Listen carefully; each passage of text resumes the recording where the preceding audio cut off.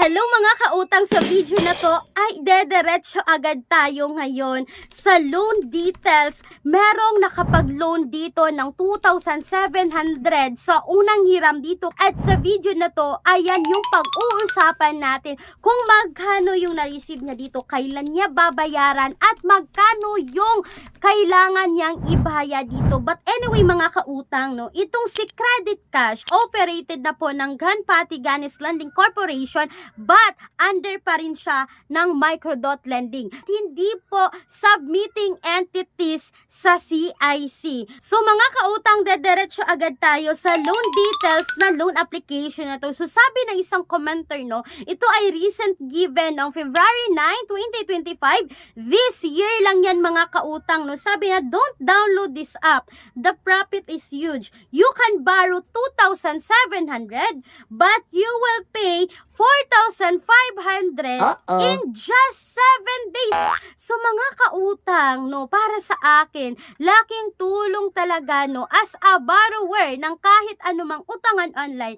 Big help talaga na nagbabasa muna tayo, nagre-research muna tayo bago tayo sumubok umutang sa kahit anumang utangan online. At hindi lang yan mga kautang, no, na nagpapatunay na itong si Credit Cash na under po ng Microdot mga kautang, no, ay hindi talaga maaasahan this year. Kasi sabi pa ng isang commenter, no, ito ay given also noong February 9, 2025. Sabi niya, zero interest nga, pero 500 yung service fee. Isipin nyo mga kautang, no, sa 1,000 na loan mo, yung ma-receive mo lang dito is 500 pesos at babayaran mo raw, no, ng 995 pesos sa loob po yan ng 7 araw. So mga kautang, for me, no, itong si Credit Cash is hindi pa rin siya nagbago hanggang ngayon. So before 2024, last year mga kautang, sinubukan kong utangan itong si Credit Cash na under po ng Microdot Lending mga kautang, no, ay same pa rin siya.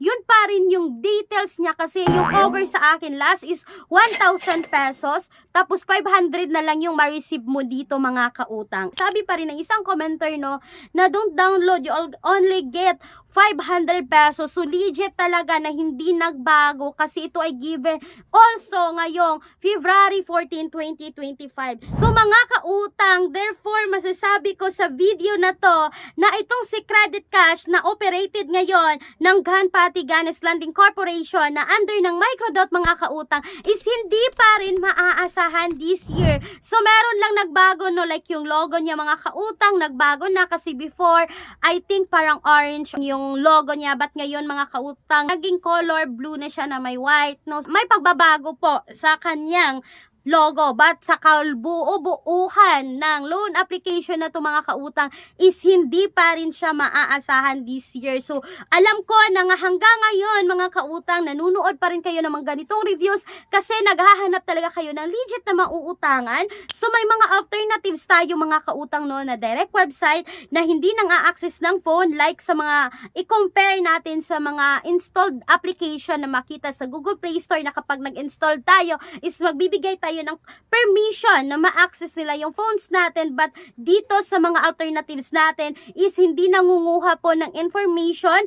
Isang valid ID lang din mga kautang at may 0% interest sa unang hiram pero 7 days nga lang babayaran or 10 days nga lang babayaran. Pero mga kautang, hindi ibig sabihin na subukan nyo talaga yung mga nabanggit ko sa video na to. Please do a research pa rin bago umutang sa kahit anumang loan applications. At mga kautang, bago ko makalimutan, kung kayo ay employed or self-employed na gustong umutang sa bangko, yes mga kautang, legit po ito na bank personal loan na nag-o-offer ng minimum of 20,000, maximum of 2 million pesos. For more details dito mga kautang, no, you can email me right away, clariza@gmail.com. So dyan ko magbibigay ng karagdagang details about dito sa bank personal loan na to. And please take note mga kautang that all applications submitted is subject for bank approval. Once again mga kautang, itong si Credit Cash ngayon na under po ng Microdot is hindi po recommended. Sana po ay nakatulong itong video na to. Once again, this is Clarice, ang inyong number 1 pala utang dahil utang is life. Bye bye bye mga kautang!